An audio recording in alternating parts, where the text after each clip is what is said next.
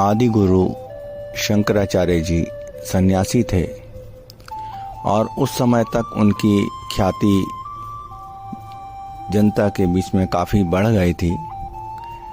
वे जहाँ कहीं पर भी डेरा डालते थे, रुकते थे, तो आसपास के गांव क्षेत्रों में महिलाएं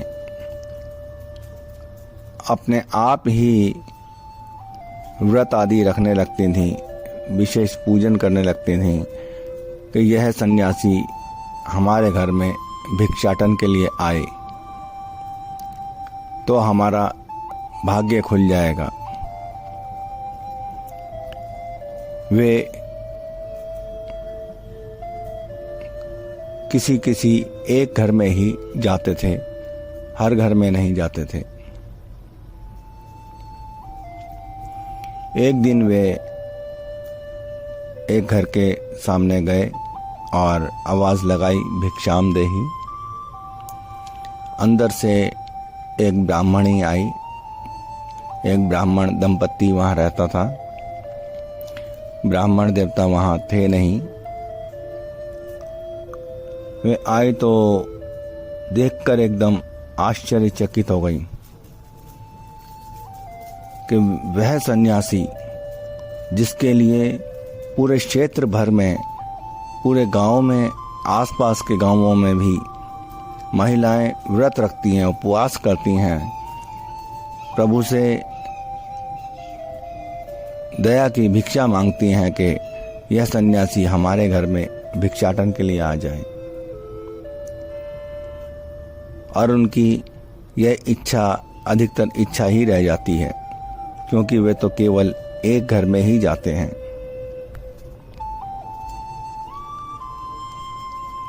और वह सन्यासी स्वतः ही मेरे द्वार पे है, लेकिन घर में तो इतनी अधिक गरीबी कि कुछ था ही नहीं। अंदर गए, बहुत ढूंढा। ढूंढने के बाद आंवले का एक सूखा टुकड़ा मिला। वही लाकर उन्होंने भीगे नैनों से उनकी झोली में डाल दिया। वो देखकर अवाक रह गए। यह क्या, इतनी अधिक गरीबी, कुछ भी नहीं है घर में खाने के लिए। उन्हें बहुत आश्चर्य और दुख दोनों ही हुआ।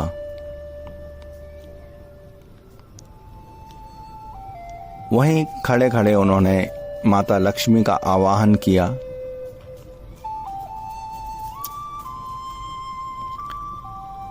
माता लक्ष्मी आई शून्य मार्ग से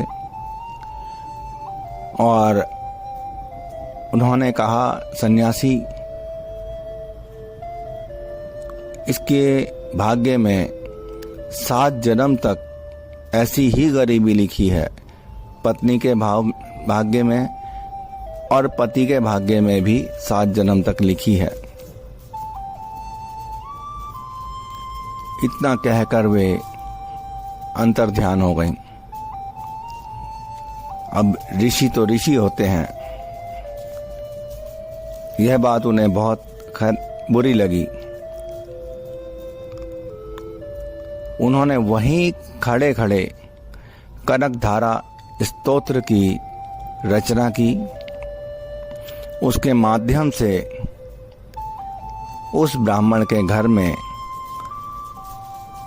तुरंत ही स्वर्ण वर्षा हुई और वहां देखते ही देखते सोने का इतना ऊंचा ढेर लग गया गुरुदेव के और उस ब्राह्मणी के बीच में कि वे दोनों आपस में एक दूसरे को देख नहीं पा रहे थे। यह वही कनकधारा स्तोत्र है। पूज्य गुरुदेव जी की वाणी में आप सुने, मनन करें, चिंतन करें और वर्तमान समय में भी हमारा अनुभव अच्छा ही है। इसके श्रवण मात्र से भी आर्थिक उन्नति के रास्ते खुलने लगते हैं। यदि यह प्रातःकाल और सायंकाल 2 समय बजाया जाए, घर में आवाज़ गुंजरित हो गुरुदेव की,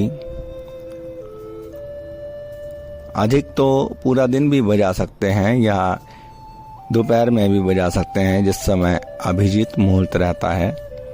अन्यथा 2 समय नहीं तो कम से कम प्रातःकाल तो यह आवाज़ गुंजरित होनी ही चाहिए, ऐसा हमारा निजी मत है। क्योंकि गृहस्थ जीवन में हो चाहे सन्यासी जीवन में, लक्ष्मी की आवश्यकता, धन की आवश्यकता तो सदैव ही है।